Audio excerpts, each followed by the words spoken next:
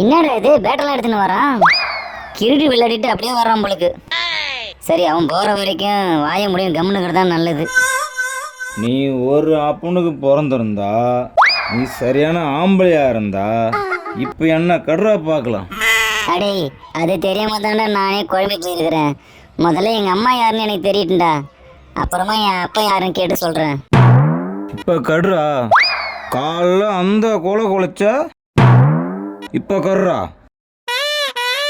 ஒரே போடுதான், மண்டை ரெண்டா பொழந்துங்க உனக்கு. கடிக்க வரன்னு கடுறா கடுறா அண்ணா.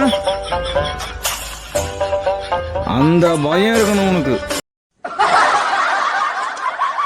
நெக்ஸ்ட் டைம் வருவேன், மறுபடியும் கொலைச்சா